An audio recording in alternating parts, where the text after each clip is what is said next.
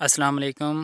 جو نئے ویورز ہیں ان سے درخواست ہے کہ ہمارے اس چینل کو سبسکرائب کر لیں، انشاءاللہ ہم آپ کو اچھی اچھی ویڈیوز دکھائیں گے۔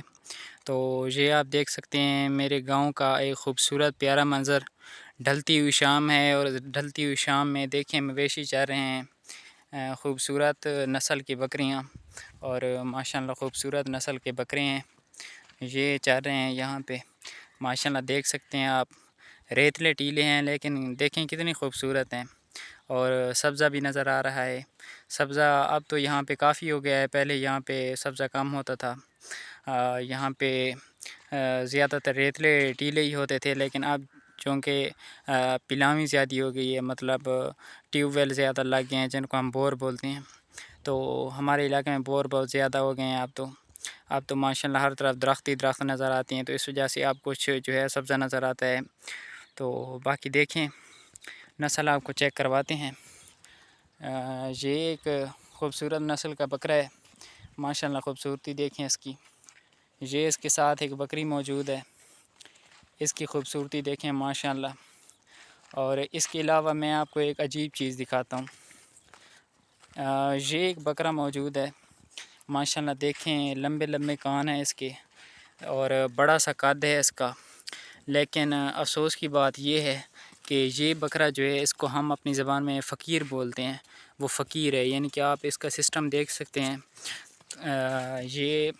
تولید کے قابل نہیں ہوتا، یوں کہہ لیں کہ یہ بکرے جو ہیں ٹرانسجینڈر ہوتے ہیں اور بکریوں کی تولید کے قابل نہیں ہوتے۔ اس کے علاوہ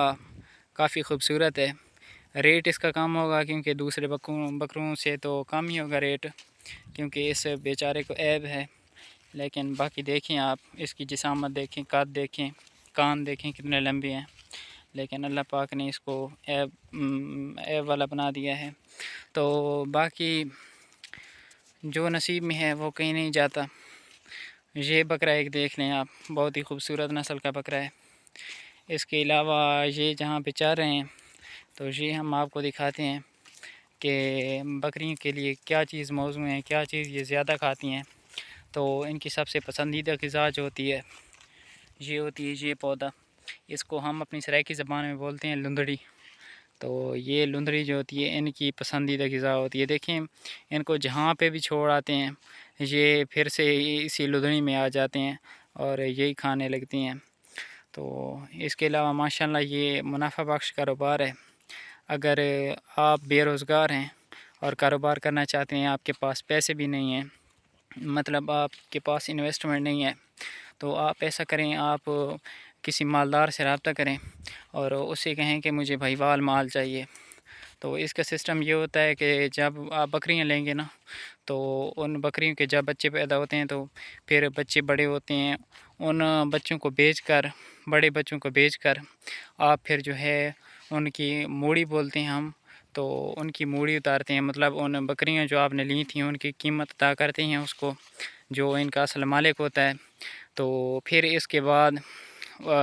وہ بکریاں یعنی کہ آپ کی اور اس کی بھائیوال ہو جاتی ہیں، یعنی کہ اس کے بعد آپ بکریاں بیچیں، چاہے ان کے جو پھل ہوتے ہیں، آگے بکرے ہوتے ہیں یا بکریاں ہوتی ہیں وہ آپ بیچیں، تو وہ یعنی کہ آپ کے بھائی والے سسٹم میں ہوں گے، یعنی کہ آدھے پیسے اس مالک کے اور آدھے پیسے آپ کے ہوں گے۔ تو آج کے لیے اتنا ہی، مزید ایسی ویڈیوز اور ایسی انفارمیشن کے لیے ہمارے چینل کو سبسکرائب کریں۔ باقی یہاں تک ویڈیو دیکھنے کا بہت شکریہ۔